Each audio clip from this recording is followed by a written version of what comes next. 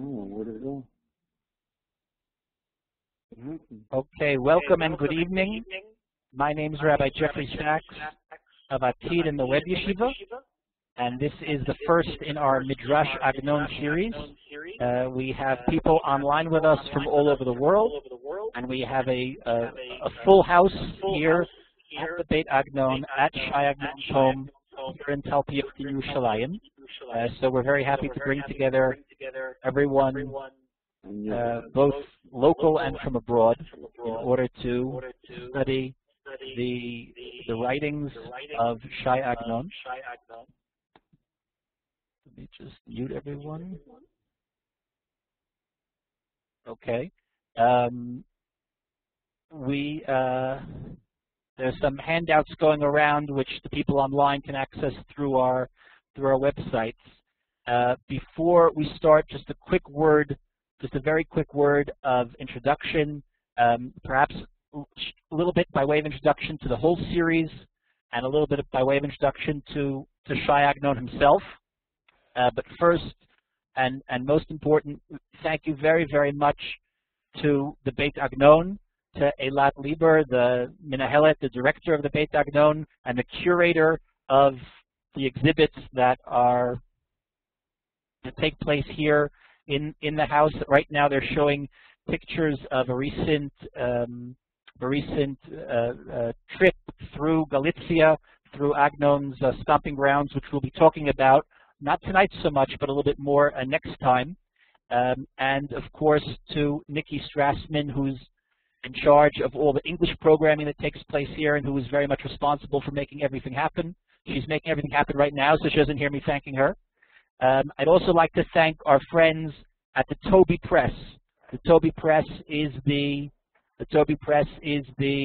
publisher of many fine works of Hebrew literature translated into English, as well as some other very fine literature written in English. But they are, of course, also the publisher of a number of volumes in English by Agnon, translated into English, including this volume, a book that was lost, 35 stories, which we strongly recommend that you purchase. There are copies available for sale here at the house, and for those of you online, we sent out some information about different venues to buy it in the real world, in the virtual world, etc. For tonight, I sent out scans, and you now have Xeroxes of the very, very short story that we're going to be reading tonight. But we do recommend that everybody get a copy of this book, a book that was lost, 35 Stories by Shai Agnon, by S.Y. Agnon, published by the Toby Press. And the Toby Press, of course, is the sponsor of our series, Buy Their Books. That's all I have. We have a record cred. Okay. Shai Agnon.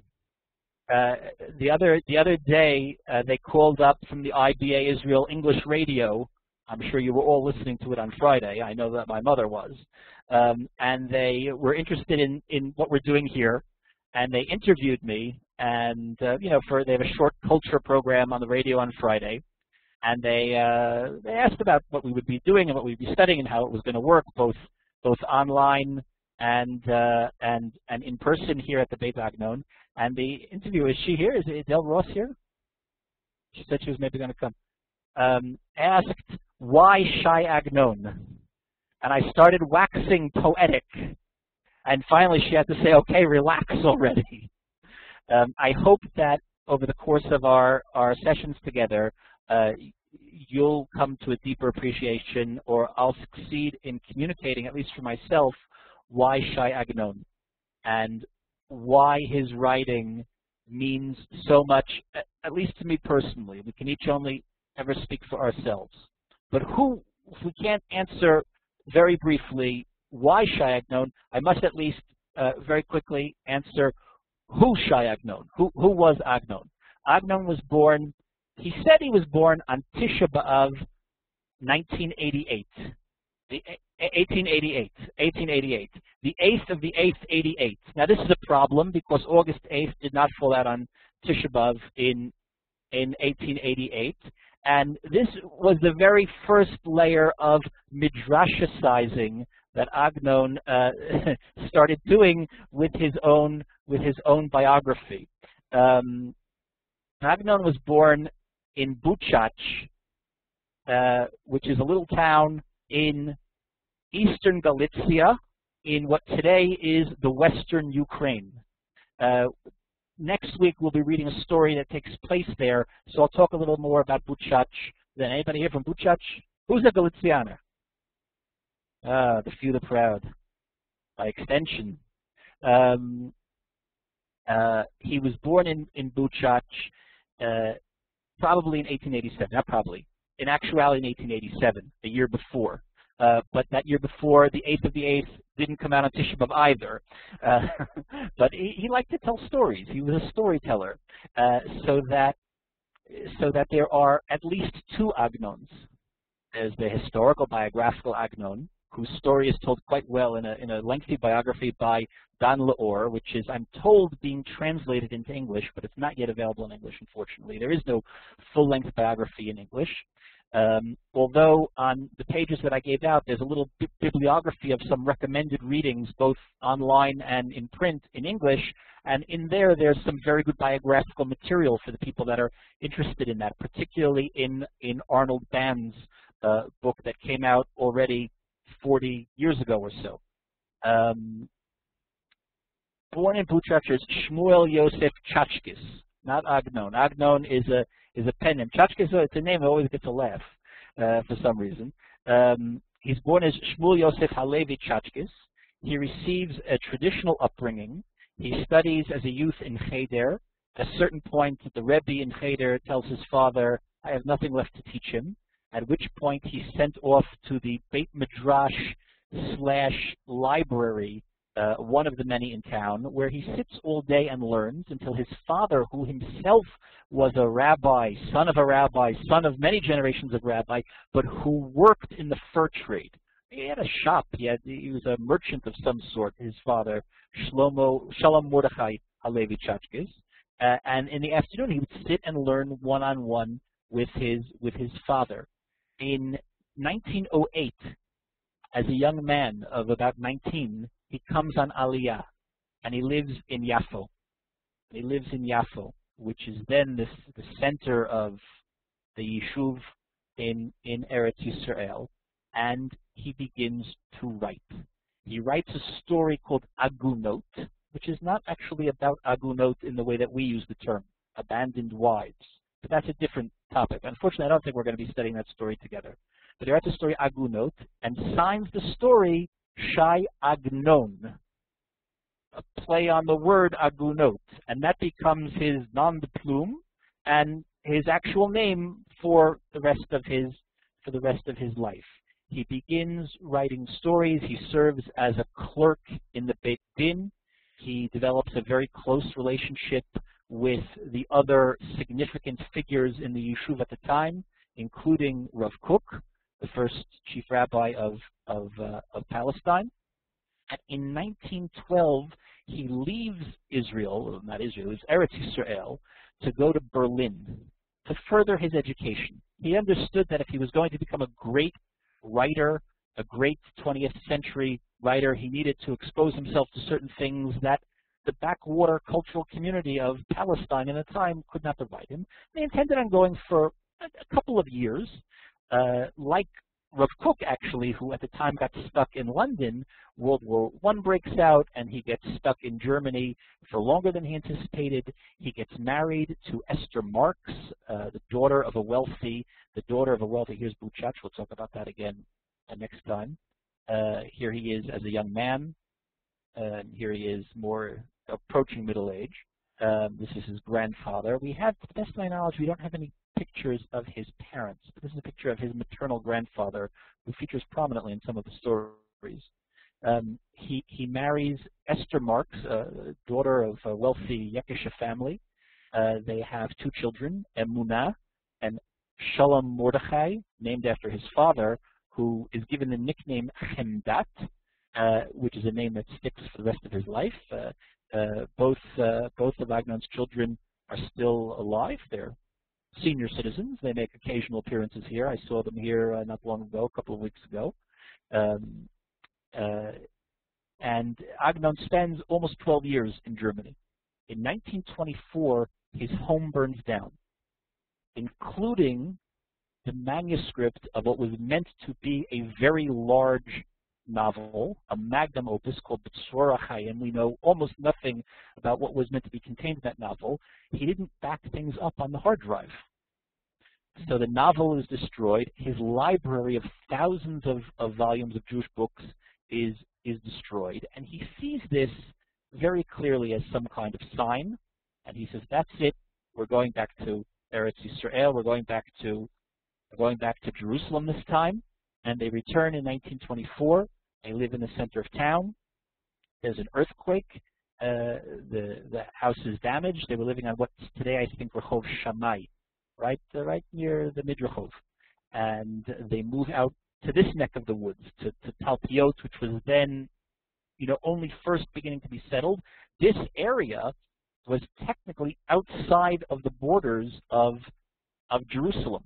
He lives in a rented house, not here, but nearby. And in 1929, during the Arab riots that took place throughout the country, his house was ransacked. We have pictures of it. I'll show it next time. His house was ransacked again, destroying again much of his library and all types of other things. He says, that's it. We need a place of our own. And in 1931, he moves into this house that we're sitting in, which is built very much like a fortress. If you visit upstairs in the Kodesh HaKadoshim, the Holy of Holies, the study, which is preserved as a museum, you'll see there's a big metal cabinet with large, thick metal doors, which is a fireproof safe where all of his at night, the writings were tucked in to bed at night and locked behind this fireproof safe to protect it from marauders and from fire and from earthquake and from all these other things. And from the moment he moves into this house in 1931 and attaches the mezuzah on that door over there, which is still hanging, he's blessed with a very large degree of tranquility.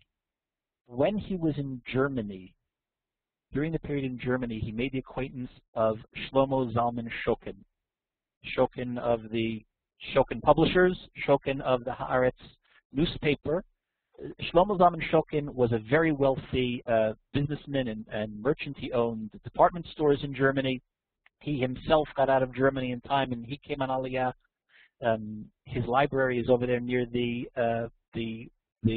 Prime Minister's residence on Balfour Street.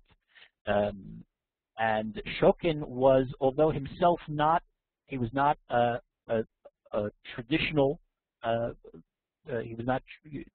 wasn't a practicing traditional observant Jew, and neither was he a learned person, but he valued very much those things: Jewish culture, Jewish writing, Zionism, and he became Agnon's patron.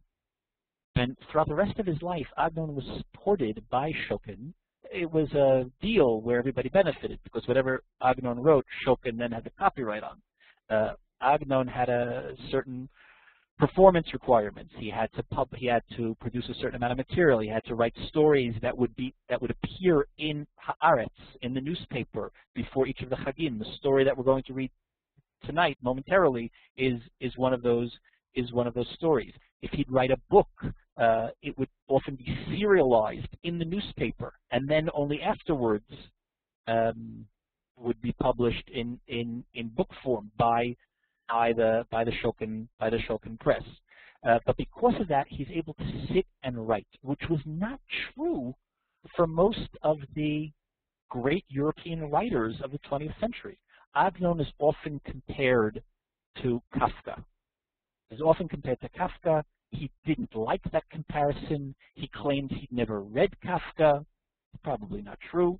But Kafka, who had a difficult life, died very young also, Kafka worked. He was writing on the fly. During the day, he was working as a clerk. Right? Agnon was able to sit upstairs in this house from 1931 until about a year before he died and write. And with very few distractions, that's essentially what he did. And he had a very, very, very productive and long career sitting and writing. In 1966, he's awarded, of course, the Nobel Prize, which we all recall. In 1970, 41 years ago, actually next week, a week from tomorrow night, we mark Agnon's 41st Yahrzeit on the 11th of Adar Aleph. It'll be his 41st Yahrzeit. A year ago, there were events here for the 40th anniversary of his death. After he dies, his daughter Emuna Yaron, who's his literary executor, starts publishing both things that were published in the newspaper but not collected up in book form, and more so, books that were still in manuscript, things that he had completed but yet hadn't published because he was an inveterate reviser.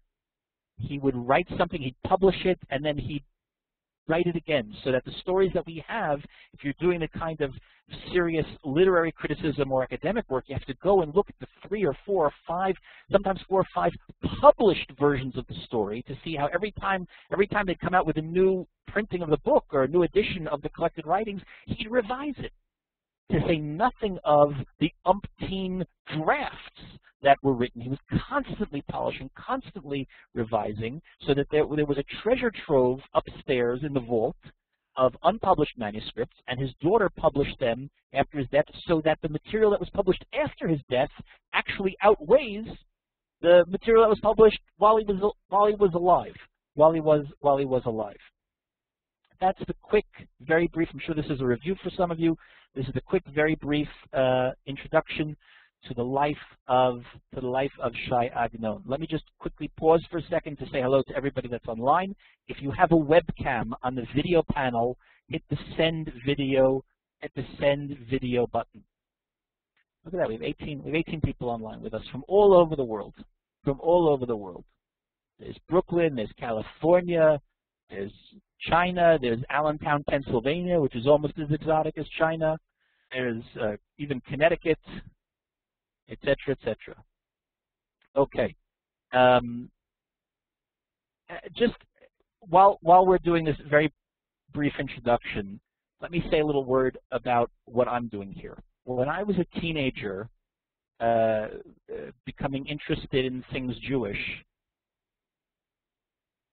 although I have Galicianer stock, my great-grandparents were all either born in America or went to America as little children. So I'm a Yankee. And like most people with such a biography, my family was something removed from traditional Jewish observance.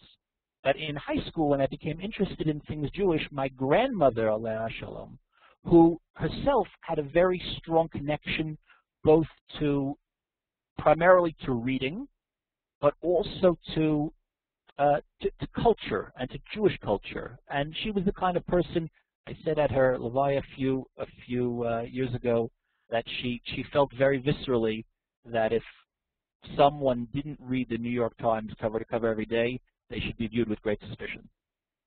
And the idea that there could have been someone writing in Hebrew who was awarded the Nobel Prize meant something to her. And when I was in high school, she bought me the earlier edition of this book, which then was called 21 Stories. This is an expanded edition of the 21 Stories, which now is 35 stories. I'd never heard of Agnon. But I started reading some of those stories in English, of course. One of the things that I handed out, one of the things available online, is an index of all of the stories here. Unfortunately, when they published this, they didn't include it. It's an index of all the stories here and their equivalent, where they can be found in the original Hebrew, what the title is in Hebrew, and what volume they appear and what page they're in the Hebrew edition. There's a little star next to a lot of them that indicate the stories that come from the Sefer HaMa'asim cycle. Those are a collection of very short stories, some of them only a page or two long, some of them 10, 12 pages, that are generally termed surreal, dreamlike, otherworldly. When Agnon started writing these stories, people said, Agnon, what are you doing? These aren't the kinds of stories we're used to. And they're collected together in one of his volumes. In Hebrew, they're all collected in the volume Samuch V'Nireh. And these are the surrealistic stories. This volume because those are all short stories, has a preponderance of I didn't, if somebody could count how many asterisks are on that page. There's a very high concentration of stories from that cycle in here. So if somebody were to only read this, they would get one angle on Agnon, and it would be a little skewed. And you'd say, oh, I understand why he's compared to Kafka. But Agnon, over the course of that very long career, wrote in lots of different genres, lots of different styles, lots of different lengths, from tiny, tiny short stories, stories that are literally a page long, but by the time you're done unpacking it and unraveling every line and every reference, you've taken this one-page story and turned it into a mountain. Two, on the other hand, novels that are 600 and 650 pages long. Tmol Shilshom, Hachnasat Kala, which is translated as The Bridal Canopy, Shira, his last long novel published a year after his death. Next week is the 40th anniversary of the publication of Shira. It was published posthumously on his first yahrzeit. Those are written on these large canvases with some of them have hundreds of characters. So reading, Pakol, turn off your phone. My mother-in-law is online. She's going to know it was you. So if you read this volume, you get one angle on Agnon, but it's only one angle. But reading it, or reading the 21 story version of this as a youngster, I was taken by the questions that are motivating him. Questions about the relationship between the diaspora and Israel, questions about the relationship between tradition and modernity, the conflict between tradition and modernity, the synthesis between tradition and modernity. I couldn't have put it in these terms at the time, but I discovered that Agnon was the most modern of modern Orthodox writers, in the sense that he's able to look at Jewish tradition both passionately, with love, with reverence, but at the same time with a degree of criticism, with a healthy dose of satire, and that doesn't mean, and this is, I believe this has been mistaken by some writers on Agnon and some critics of Agnon, to think that he was either this or he was that, and that's certainly not true. He was much more. It was much more than both. Just one last quick brief programming note, and I apologize for the lengthy introduction. Again, every week we'll try to read together one story. I will send out either by email to you, or the folks at home can access it via the website. The story next week we'll be reading Agnon's story, The Kerchief. If somebody can quickly tell me what page it's on, I'll let everyone know. 61, page 61 in the book that was lost, The Kerchief, which in Hebrew, of course, is Hamitpachat. If you're able to read in Hebrew, please do. If not, don't be ashamed. Agnon himself, who consumed all of the great Western literature available to him, was really only able to read in Hebrew or Yiddish or in German. So Agnon, who said that Flaubert and Balzac were the great influences on him, read them, of course, only in translation. That being said, reading in translation is only ever second best. I organized the syllabus so that each of the stories, none of the stories are too long except the last week. In 4 weeks from now, on our last session on March 6th, we're going to read a story which in English is called Pisces. In Hebrew, it's called Mazal Dagim. That's a lengthier story. It's about 50 pages in English translation. So I'm giving everybody a heads up. For the last session, there's a longer reading, and you're forewarned that you could start reading. You can start reading in advance. This week, we're going to look at a very, very, very short story, because I anticipated that there would be people that would come without having read in advance. We're going to read a story that's so short that we can read it all together now. Bakol, I apologize. Last Sukkot, Bakol gave a dramatic reading of this story here, and had I known, I would have asked you to to lead us on a dramatic reading. It's called That Tzaddik's Etrog. Etrogo Shel Oto Tzaddik. You have it here. It's in a book that was lost. It's on page 195, or you have it here in Xerox.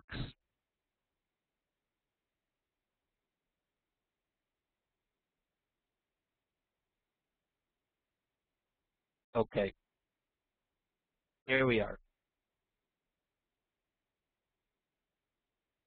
I'm just going to read it from the screen here. You can look up on the screen also if you.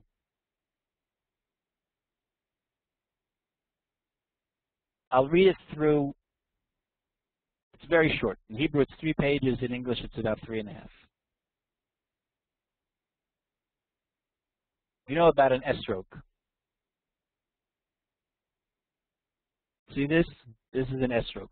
It's last year's Etrog, so it looks a little schwach. You see this? This is a nice, fresh Etrog for the dramatic purposes of the reading. In fact, it's really only a lemon because it's not Etrog season. But you get the idea. You heard the story from whomever you may have heard it, whereas I heard it from a chassid, son of a chassid, who heard it from his teacher, Reb Shlomo the Tzaddik of Shvil, the direct 7th generation descendant of Rav Michle, the holy preacher of Zlotchov. And there is no question that the way I heard it from that chassid, who heard it from his Rebbe, is exactly the way it happened, since that righteous Reb Shlomo of Shvil had it from his fathers. And in the very language of his fathers, he told it, not adding a word except for clarification. So whatever he added was of the very stuff of the original. So what's going on? We don't need this paragraph, because the story only starts in the next paragraph. But Agnon didn't throw on things for no purpose. This story is strange. How many people had a chance to read the story in advance? So the story is strange, because the story, which is very short, very economical, has 1 paragraph of introduction and 1 paragraph of epilogue that are not part of the story proper, but are bookends that tell us the tradition by which we have received this story. Because Agnon was aware that this story that he's telling us it's a story that existed before him. He didn't make it up out of scratch. And this is true for many stories. By the way, you've heard of Shakespeare? He did the same thing. Shakespeare, in very rare instances, would invent the plot and outline of a story. But Romeo and Juliet and The Merchant of Venice and Midsummer's Night Dream, these are all stories that existed in various ways before him.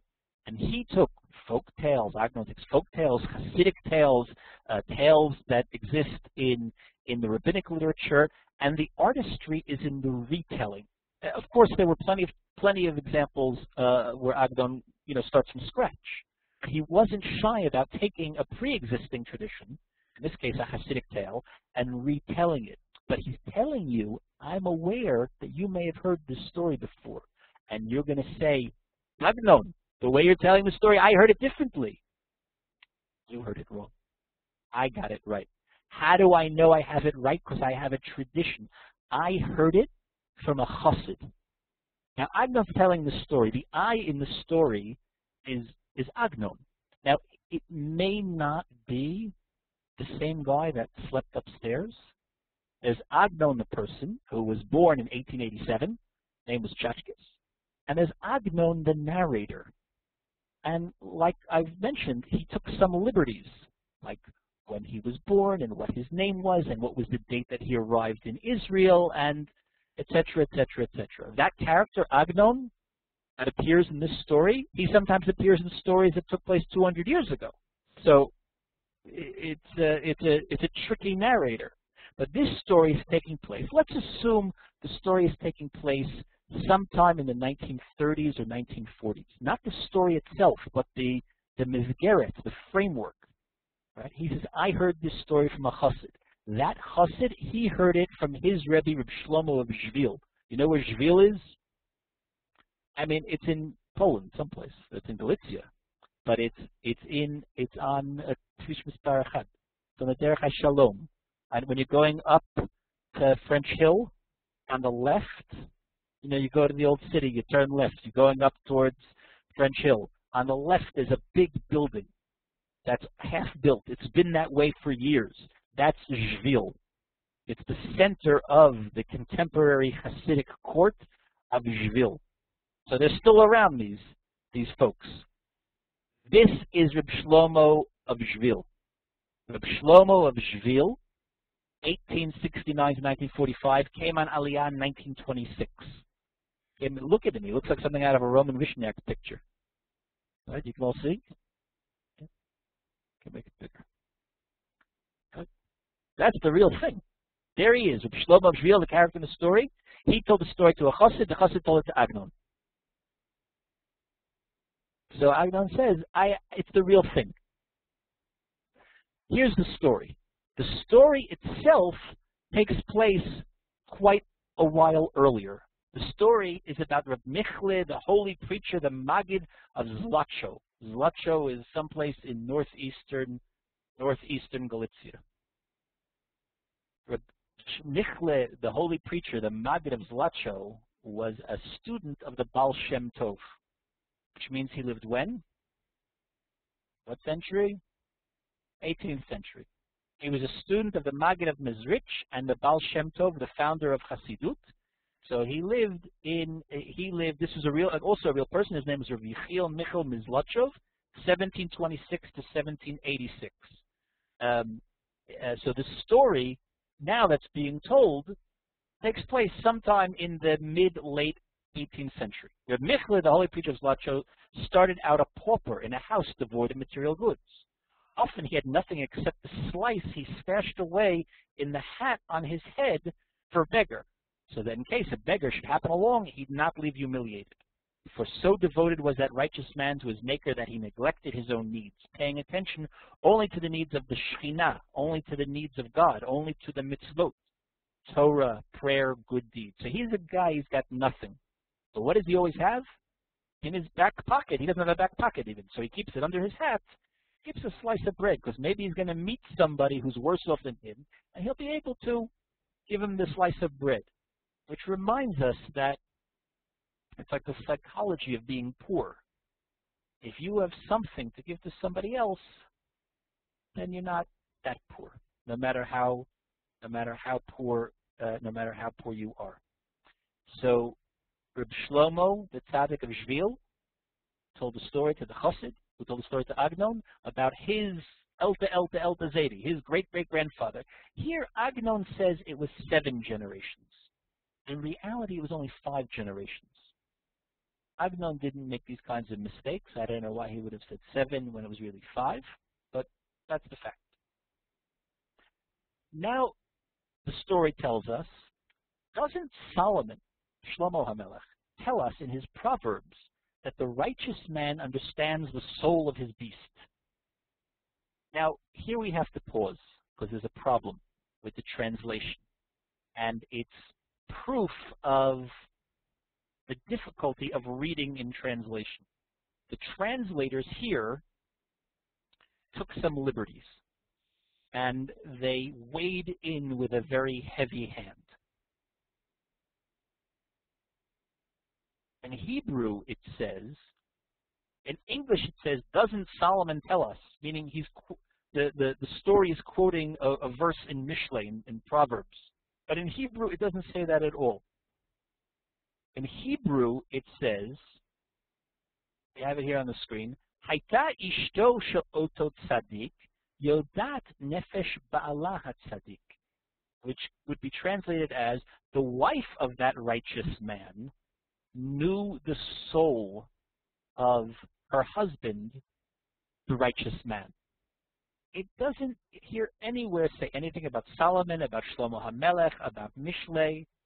Agnon assumed that you'd catch the reference, or he thought you might not catch the reference, that he didn't want to spell it out for you, because what he's doing is far too subtle for that. The translators made a decision, an editorial decision, when they were translating, to spell it out for you.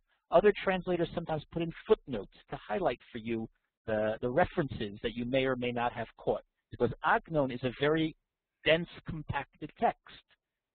Every other line is a reference, an echo, a hint to a verse in the Torah, a midrash, something from the Gemara, etc., etc., etc. And he thought that a learned reader, not even just a learned, not rabbis and scholars, but the part of being a literate Jewish reader was that you would catch these references, that these things would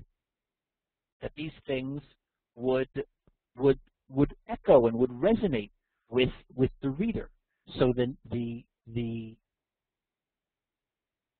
translators have weighed in with a heavy hand here by giving it away. And by doing so, they distort the finer point here. This verse is this pasuk from Mishlei, from Proverbs. There's a verse that says, Yodea Tzaddik Nefesh Behemto, that a righteous person knows or understands or recognizes literally the soul of his beasts, of his animals. You know, you have a goat that gives you milk, or a cow. Remember Tevye, he had a cow. So a righteous person is going to understand, he's going to know, he's going to have some type of intuitive sympathy for what the beast wants or needs. Rashi says, Yodea Tzaddik Nefesh Behemto, Ma Behemto Uvenei Veito Tzrichim. Rashi expands it, quoting the Midrash. Rashi expands it and says, what's the definition of a righteous person? Or what's one of the characteristics of a righteous person? Is that he's got this kind of intuitive sympathy, and he's plugged into the needs of his animals and of the people that live with him in his house. Right? So in the Hebrew, what's going on here? Hayta ishto shel oto tzaddik yodat nefesh ba'ala hatzaddik. The righteous woman's wife had this intuitive sympathy that Shlomo was talking about, but which Agnon doesn't remind you, doesn't spell out for you that Shlomo was talking about. You either get it or you don't get it. So what's going on in this? What's going on in this sentence in the story? What? She's the tzaddik. She's the tzaddik. And if you've read the story, we're going to discover that the tzaddik is, well, he's complex. There may be more than one side to him. So right away, by this hint, by this echo to this pasuk, to this verse, you either get it or you don't get it. But that's what's spinning here. The plates are already starting to spin. Well, so let's go back to the translation. Doesn't Solomon tell us in his Proverbs that the righteous man understands the soul of his beast? It's just proof that if you're able, unfortunately not everybody's able to read Agnon in Hebrew, but some people are able to a little bit read Agnon in Hebrew.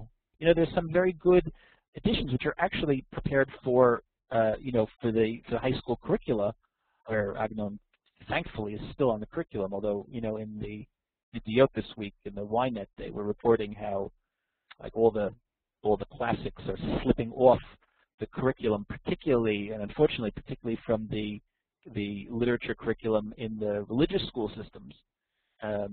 But there are some very nice editions of Agnon with footnotes, with references that, like when we read Shakespeare in high school, we had those editions that had annotations to help you out with all the words and all the concepts and all the ideas that you might not have, the average 10th grader growing up in New Jersey might have known. So they have, for certain writings of Agnon, they have that. But if you're able to read the Hebrew, read the English, keeping an eye on the Hebrew, you're going to catch these kinds of discrepancies in the translations. You're also going to catch flat-out errors in translation, which do crop up from time to time. Doesn't Solomon tell us in his Proverbs that the righteous man understands the soul of his beast? Well, so too the wife. So too the wife of that righteous man understood the soul of her righteous husband. She did all she could to keep aggravation away from him and to protect him against all distractions from his holy work. Unlike most women who, when the cupboard is bare, come muttering and nattering. Again, but the irony is already at play, because he's already established that maybe she's really the righteous one, and maybe he's the one that's a little bit like the behemah, like the beast. One year it was already hours before Sukkot, and the rabbi's wife did not have a morsel in the house for celebrating the holiday. She thought, I'll go tell my husband. He'll hear and know my distress. I'll go tell my husband. Since he's a tzaddik yodea nefesh behemto. Right? I'll go and he'll know what's going on. She went to his solitude room, his cheder hitbodedut. This was it wasn't, a den where he sat, it's Super Bowl Sunday, some men, not just men, but some people are in their solitude room, eating buckets of wings or all types of other things. I don't know what time kickoff is, but here we are with a pregame show to all of those of you out there who are going to be watching the Super Bowl in a couple of hours. Solitude room is the Hasidic masters had a room for solitude, for meditation, for reflection, for prayer, for learning. So she stands in the doorway and she says, Sukkot Eve is upon us and I still have no festival provisions. She goes, Gewalt, we have nothing to eat.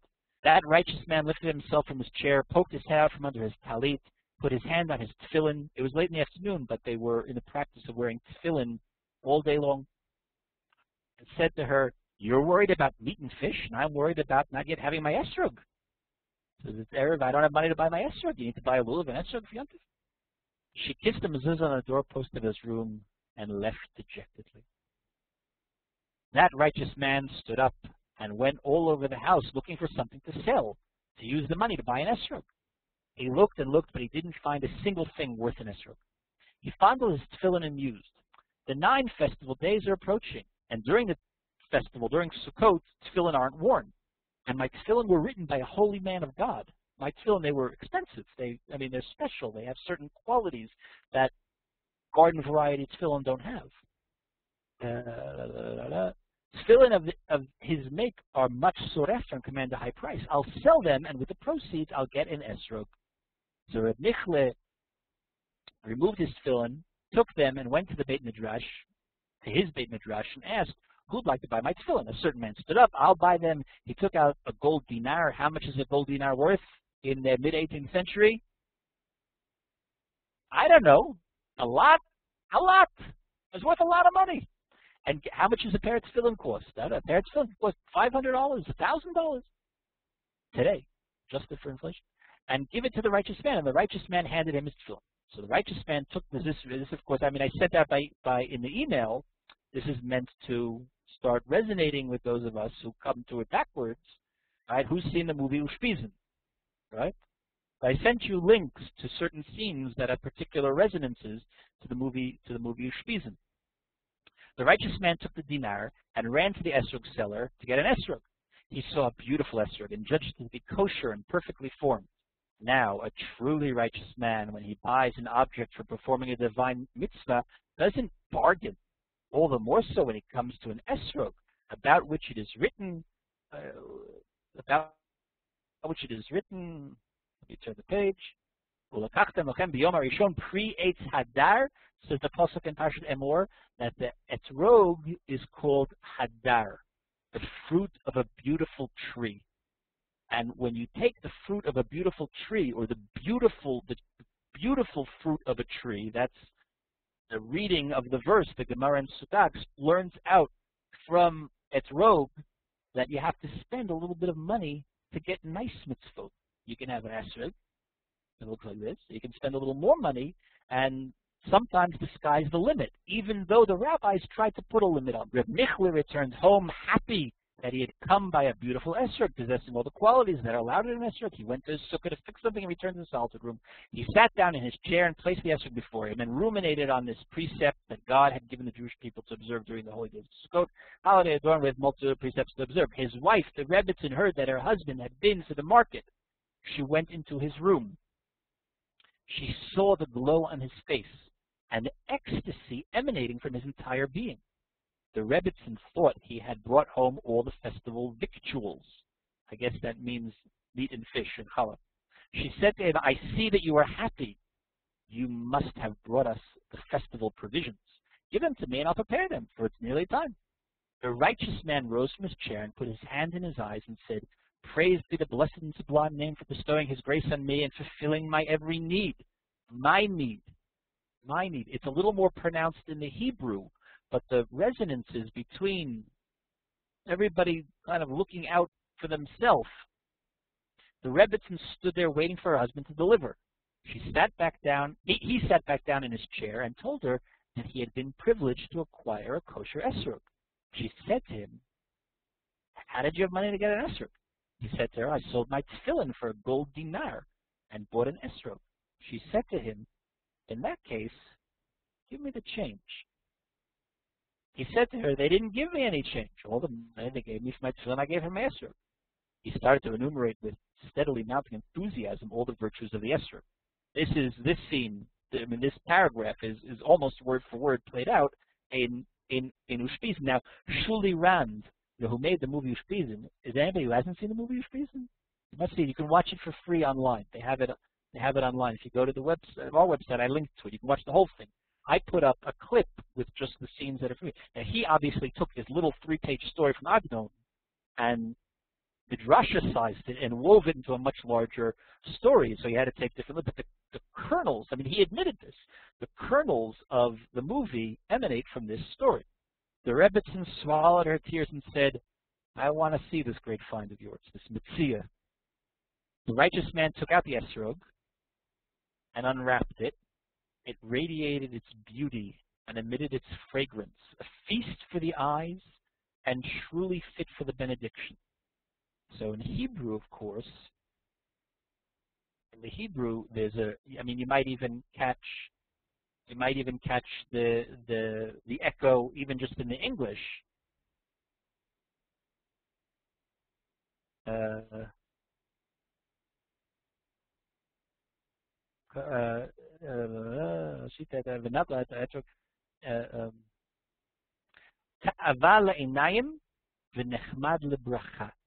So this, of course, is, what's Ta'ava Le'inayim?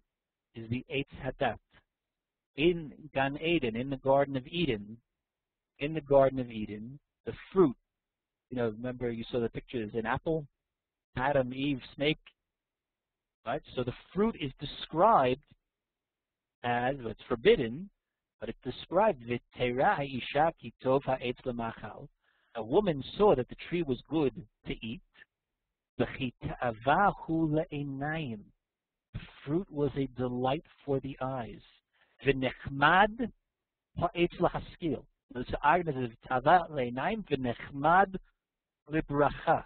It's a delight for the eyes, and it's nice to say a blessing over an esrog like that. So obviously we're resonating on the Garden of Eden, right? The Eitz Hadat, the tree of knowledge. In Gan Eden, what's going on? Who's the good guy? Who's the bad guy? In other words, there it's the woman, Chava, Eve, causes trouble. The man is kind of like the innocent victim of her misdeed. Here, it seems to be the opposite. It's of course particularly resonant because the midrash here in Bereshit Rabbah says, what was this fruit? It was an etrog. There are different opinions in the rabbinic literature about what the fruit on the Eitz Hadat, on the tree of knowledge, was. None of them are an apple. That's a medieval Christian interpretation, which probably has something to do with a mistranslation of the Bible. There are a number of different opinions about what the fruit was, but Chazal say in a few places that it was, in fact, an etrog. It was none other than the etrog, the original fruit of the original sin. Pardon the expression, was an etrog. So here it comes back again to bite us. Pardon the expression again. The Rebbitzin swallowed her tears. "I want to see this great mitzvah." The woman said, "Give it to me so I can have a good look at it." She reached out and picked up the etrog. She thought of the pitiful state of her house and of the distress for children who had nothing to eat, and how the festival of Sukkot was nearly here and she had nothing with which to make it festive. Grief drove the strength from her hands, and the etrog slipped and fell. And having fallen, its stem broke. Also, this is not the stem. The stem is what attaches the fruit to the tree. it's the pitom, the spitz up here on the Etrog, which is the most delicate part and the most susceptible if it gets broken to rendering the entire Etrog pasul and unusable for the mitzvah. So that's what breaks. The righteous man saw that his Etrog was no longer fit for the benediction. He stretched out his two holy hands in despair and said, Tefillin I have not, and Etrog I have not. All I have left is anger. But I will not be angry. But I will not be angry. In other versions of the story that exist in different sources, the bare bones of the plot are the same, except how the Etrog gets broken differ. In one version, actually, the wife is so angry, she takes a bite out of it, right? Which, you know, it makes, I guess, for a good dramatic story, but makes it so crass. It's so much more subtle this way. All the passive verbs, the wife does it, that's how the wife drops it, right? That's how the wife drops it. Grief drives the strength from her hands. The Etrog slips. The Etrog falls. Having fallen, its stem is broken. I mean, in Hebrew, it's the same thing. It's a sentence full of passive verbs. Nobody's at fault here. All he has left, he doesn't have tefillin. He sold his tefillin for an Etrog. Right? I mean, an Etrog is, you know, like you go on Erev Sukkot, an Etrog costs, you can spend $100 for an Etrog today. The day after Sukkot, it's a lot cheaper. Right? So all he's got left, he had nothing. He's got that half a piece of stale bread under his hat in case he meets somebody with worse luck than he does. He's got nothing. He sold his tefillin, which he needs the other 50 days a year, 300 days a year, right? And he sold those tefillin. They were not just any tefillin; they were special tefillin to get an Etrog. And now he's nice. So, but I will not be. I will not be angry. Now the epilogue to the story. There's a different tradition by how we know the story. These Hasidic stories, like the Torah Sheba'al Peh, like the oral law, have traditions of how they're passed down. And those traditions of how the stories are passed down are part of the story themselves. Now, that Chassid, Agnon goes back to speaking. That Chassid who told me the story said to me, I asked my Rebbe, who's the Rebbe? Reb Shlomo, the Tzaddik of Shvil. Is that how it really happened? And my Rebbe said to me, that is how it happened exactly as I have told it to you. And my Rebbe also said to me, this story, the daughter-in-law of the holy preacher, the wife of Rabbi Yosef of Yampol, told it to the father-in-law, to the father of her son-in-law, Rabbi Baruch of Metzibosh. In other words, Rav Michle, you know, he has nothing but his anger. He had a son, Rav Yosef of Yampol. His son had a wife. I think her name was Yehudit, but that's not told here. They had a daughter. Their daughter was married to the son of a Baruch of Metzibosh. So she tells her father-in-law the story, meaning, like 10 years later, 20 years later, 30 years later, they're sitting around in the sukkah, and she says, "Oh, I remember my father-in-law and my mother-in-law one Erev Sukkot," and she tells the story. And the very day that this incident occurred, she was there. She had been in Rav Michle's house and had seen it with her own eyes. So that's how we know that this is the way the story really was. So she tells it to Reb Baruch, the Tzaddik of Mitzvah, her mechutin.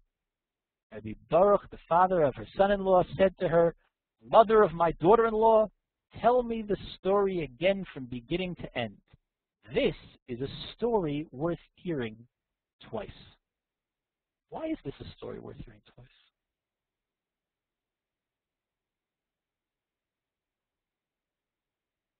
Yeah, precisely, because we don't know how to understand it the first time. The first time you approach it, it appears to be a Hasidic tale about who? About a tzaddik. How do you know it's about a tzaddik? Because it tells you it's the Etrog, the tzaddik's Etrog, a righteous man. But when you read it, if you read it again, now it's unfair because some of us have already read it, and in my reading it, we stopped along the. In my reading it now, we stopped along the way. Maybe I shouldn't have done that. Maybe we should have just had a dramatic reading of it once through. and then read it again. But it's really complex because Rav Michle, is he a tzaddik? Of course he's a tzaddik. But that doesn't mean that everything that he does is correct. Nechama Leibovitz pointed out, this is written down in that very nice biography of her that was put out by Chayuta Deutsch, tells the story. The translator of the story was Nechama Leibovitz's niece-in-law, married to her nephew. So Nechama pointed out that that's the beauty of the Agnon story. There are no tzaddikim. This is not a Hasidic tale. Hasidic tales of proper Hasidic taleship are about perfect tzaddikim. They are pedagogical tools to communicate what righteousness is about.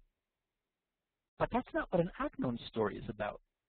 An Agnon story is about drawing a character who is, of course he's a tzaddik. There's Michal of Zlotshov. You know he was a tzaddik. He's a historical figure. If he wanted to, he could have created some fictitious character. He didn't. These are all historical characters, right? I mean, Reb Shlomo, his great-great-great-grandson, there he is. We know him. He lived here in Yerushalayim.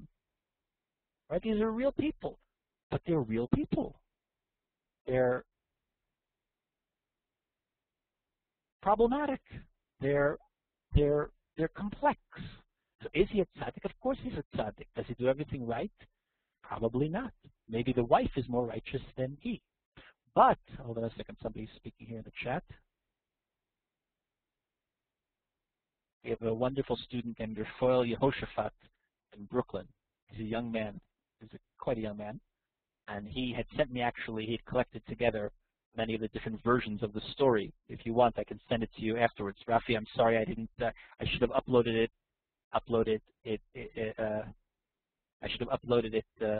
beforehand. But Rafi had collected up some of the different versions of this of the story. But not only is it a story worth telling twice, Agnon himself told it twice.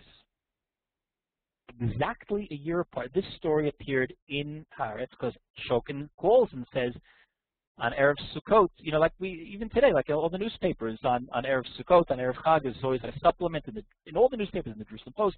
There's like the holiday supplement, and that was why you would buy Haaretz, because you knew that there was going to be an Agnon story published in the newspaper, and you'd go on Erev Sukkot, on Erev Pesach, on Erev Rosh Hashanah, even if you didn't buy the newspaper all the time, because there was going to be an Agnon story. So he had to write a story for Sukkot. So what's he going to write about? Matzah? No, he's going to write about a lulav. He's going to write about an Etrog. A year before Sukkot 1947, he told a different story about an Etrog. That story is called Etrog. It's unfortunately not yet translated. Let me just get it up here on the screen. Etrog.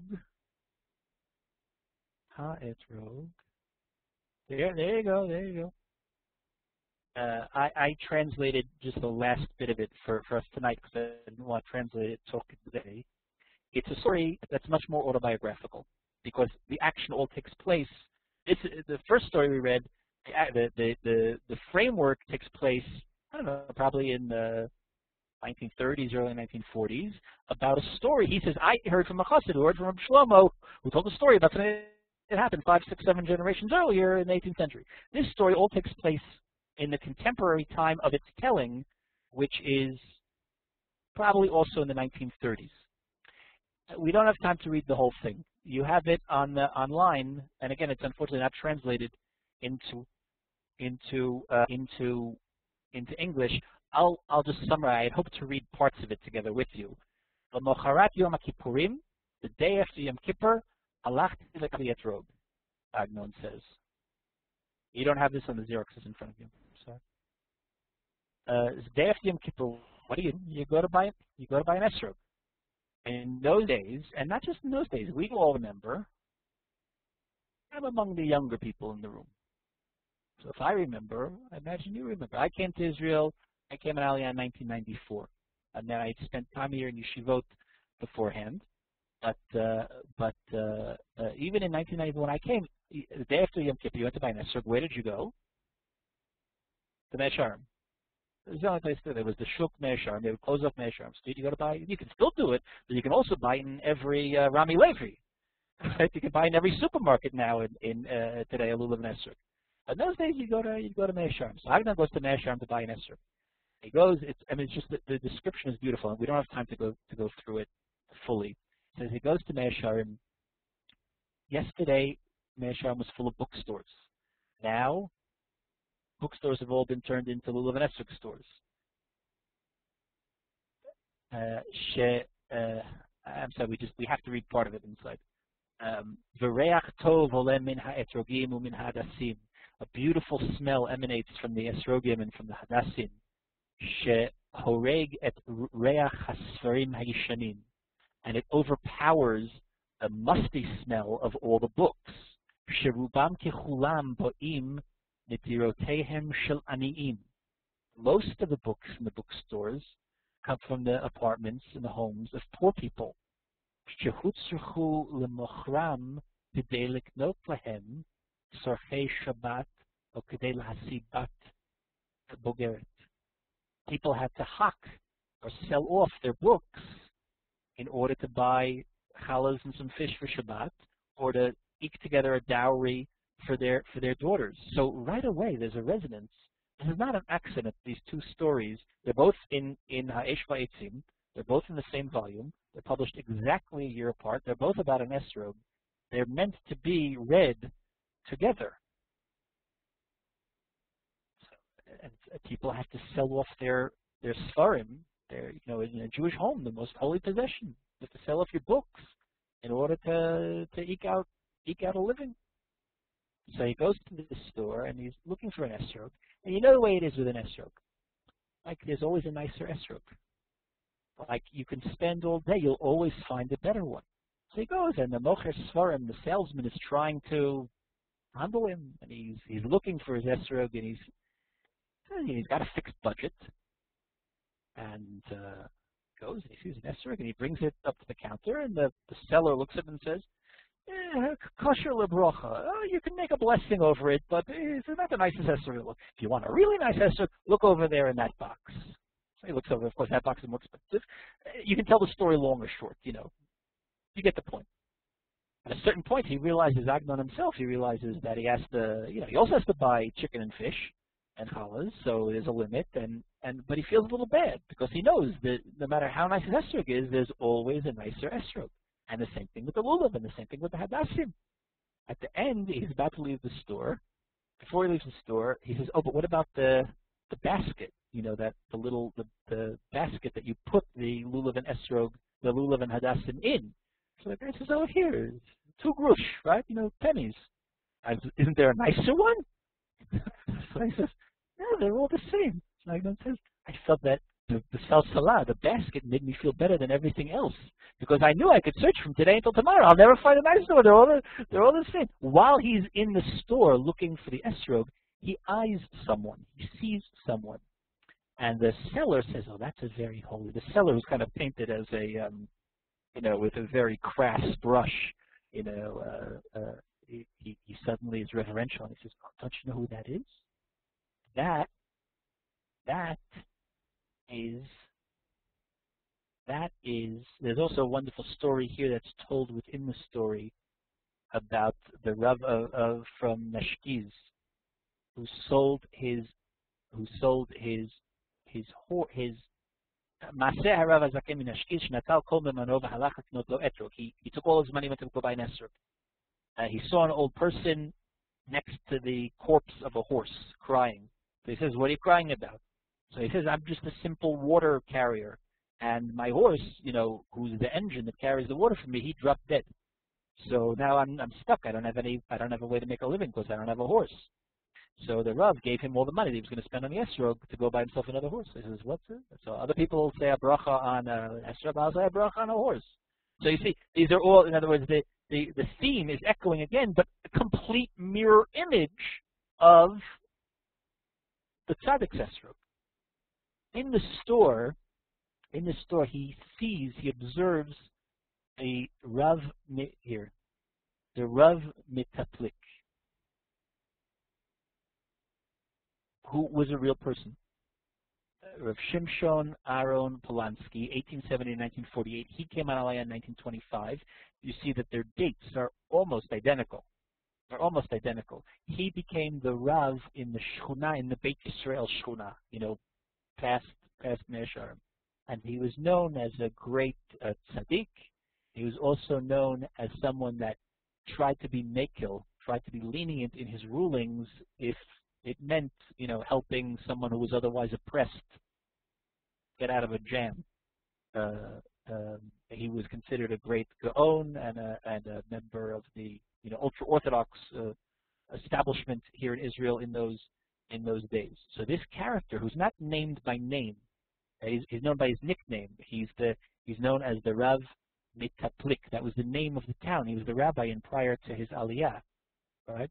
So he's buying an esrog in the store, and the mocher says to him, but there's you have to. They're more expensive esrogim. So Rav Polanski says the esrog has to be kosher, but the money that you buy the esrog with also has to be kosher. And if you buy an esrog that you can't afford, if you buy an esrog and the cost of doing business to buy that esrog means somebody's going to be oppressed, or somebody's going to go hungry, or somebody's not going to have a horse, so then your esrog's not kosher. The story goes on. At the end of the story, Agnon walks to a shul far away on the first day of Sukkot in order to attend a brit, and he gets there early. And he's sitting there in the shul before anybody's come. And he's waiting for davening to start. He brought his lulav and esrog with him, and in walks this rabbi, this Rav Polanski. And anyway, so I just translate. You'll pardon the after I had the audacity to criticize a different translator. The lack of beauty of my own translation, but I thought it was just easier than just to read it straight in English. He had said in these exact words, the money with which one buys an esrog must also be kosher. That is, kosher money is more important than hidur mitzvah, than getting a more pretty esrog. While I was pondering his words, he said to me, I'd like to perform the mitzvah with your esrog. He says, I'd like to be yotzei doing the mitzvah with your esrog. I said to him, it's given to you as a gift because you have to take your own esrog. You can't borrow someone's esrog on the first day. That's a different halachic question. After he recited the blessing, he returned the esrog to me. I asked him, Rabbi, where's your esrog? You bought a lovely esrog, and with kosher money did you purchase it? He gazed at me with his large and lovely eyes, which God had graced with wisdom and innocence. And he said, you were there when I bought my esrog? Indeed, a kosher esrog it was. But something happened to it. And this is the end of the story. He sat and said, in my neighborhood there resides a certain balabos, a certain householder, a tough, angry, irritable man. But mahadeber mitzvot. He's careful about mitzvot. He bought an esrog for a half a lira. How much is a half a lira? So I don't know how much a dinar was worth in the 18th century, but a half a lira I do know. And this is the beauty of the internet. Here's a half a lira, the Palestine pound, the lira Eretz Yisraeli. During the British Mandate, this was clearly during the mandatory period. The Palestine pound was linked to the pound sterling, to the British pound. And we know, adjusted for inflation, exactly how much it was. So in 1935, I'm just guessing that the story takes place in 1935, the lira was subdivided into 1,000 mil, right? So that 500 mil was a half a lira. So in 1935, I'm guessing the story takes place around then, a half a lira adjusted for inflation would be about $36 today, or about, let's say, 135 shekel today. There are these websites where you can go in and adjust for inflation according to the year, how much something was worth, right? By 1940, it dropped because Britain had entered the war. But in 1935, it's about $36. So people today do spend $36 on an esrog. Right? It's not. It's probably a little bit more expensive esrog, but nobody would have trouble finding an esrog for this amount of money. And I'm sure plenty of us spent this amount of money on an esrog just last year. But in 1935 in Beit Yisrael, Polanski says there's not a soul that would spend that kind of money on an esrog. He bought an esrog for half a lira, maybe more. He bragged about it in front of all his neighbors, that there was none finer. I'm not sure how beautiful it really was, but there's no one in his neighborhood who can afford to buy an esrog for a half a lira. This morning, I heard a sound of crying coming from his house. I told my wife, I hear a child crying. Go see why she's crying. My wife said the girl was playing with the esrog her stepfather bought for a half lira. The esrog fell from her hand and broke its pita, and her mother smacked her. My wife added, that poor wretch knows what's in store from her husband on account of her daughter from her previous marriage. I asked my wife, where is he now? Where is he? This is before Davin. It's early in the morning on Sukkot morning. He ran to the mikveh to immerse prior to taking the lulav. If he's come out of the mikveh, he must be sitting in the sukkah of, Reb Shlomo of Shvil. He is also a chassid of Reb Shlomo of Shvil. Maybe it's the same chassid. Maybe not. Why is he at the sukkah of the Shlomo of Shvil? To watch him as he waves the lulav. For his waving, Reb Shlomo of Shvil's waving, is like that of his father, who received the tradition from his father, and his father, and his father, back to Reb Michle, the Maggid of Zlochov. So that it's all the same characters. It's all the same chassidus. I, says Rav Polanski, explains to Agnon, says, where's your esrog? Why do you have to use my esrog? You had a nice esrog. So he says, I took my esrog to the girl, and I said to her, don't cry. Here's my esrog. Give it to your mother. If your father, your stepfather, asks, have your mother tell him, the rabbi was here, and he saw that your esrog wasn't kosher. So in order to enable you to perform the mitzvah properly, he gave you his esrog as an unconditional gift. So because of that trouble, I didn't have time to recite the blessing on my own esrog, says Rav Polanski. So you see, there are stories that are worth telling twice.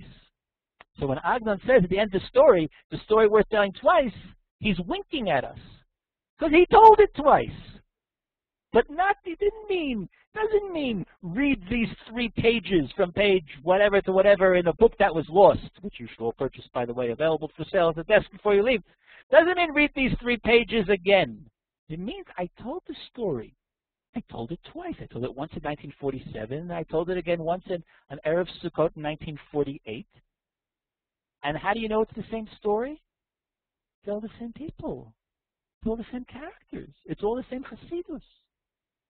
And the Chama Leibovitz pointed out that these 2 ways of seeing things, although, poor of Michle gets a bad rap, says that this was a machloket, this was a difference of opinion, particularly in the early days of Chassidut, about where to find spirituality and the proper mode of serving God. Was it through a kind of asceticism, where you have nothing and you're dedicating yourself to the mitzvot, which the wife also understands. The wife knows what's going on, and she values it. I mean, that doesn't mean that she's not worried about what she's going to give the kids when they're hungry. But she's not criticizing him. Unlike the other version of the story, she doesn't take a bite out of the esrog. She's panicked. Because she realizes that she also has responsibility. He has a responsibility to take the esrog. She's got a responsibility to get dinner on the table. And her hands tremble and the esrog falls. But there's another tradition about how to serve God.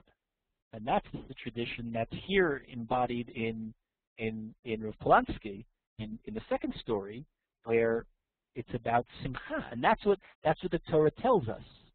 And the Torah tells us, besides the fact that it's about the simcha, usmachtem lefnei Hashem Elokechem, we're almost done.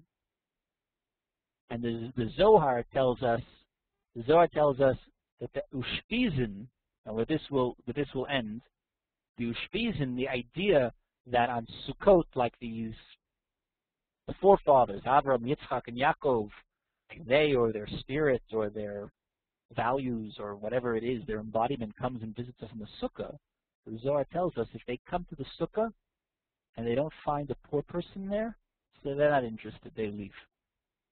If they come to your Sukkah and you're not feeding, they're not interested. When Avram Avinu comes to your Sukkah on the first night of Sukkot, like Eliyahu Hanavi comes on Leil Seder, right? We all think when we were kids, Eliyahu Hanavi must be a shikr because he comes, he drinks a little wine in everybody's house in Israel. So Avram Avinu comes the first night of Sukkot to everybody's house. Everybody's serving stuffed cabbage.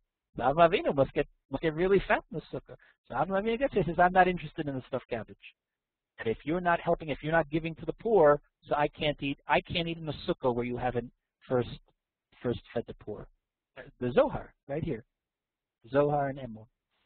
Right? And all of these ideas are, of course, echoed together in that scene from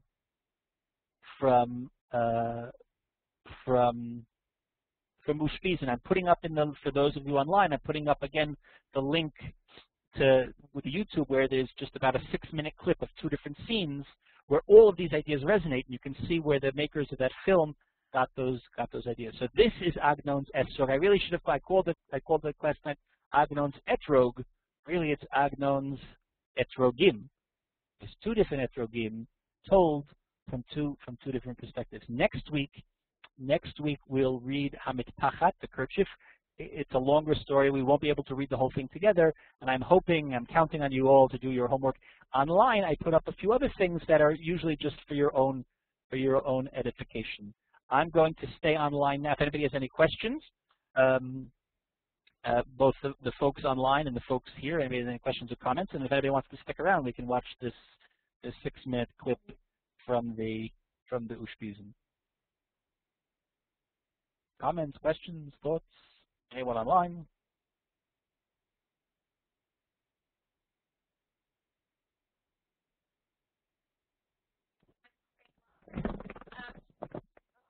Nikki Strassman, the head of English programming here at the Beit Agnon. Right, okay. Okay, no, I just wanted to first thank Rabbi Jeffrey Sachs so much.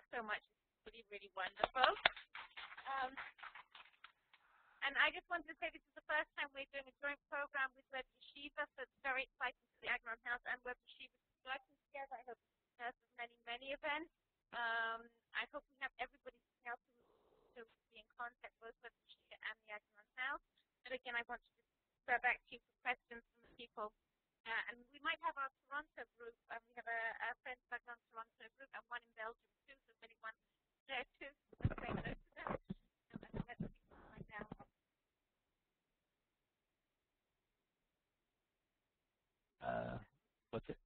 Again, if anybody wants to arrange payment, please make sure that you leave us your email addresses, and copies of the book are available here at a discounted price. Yeah.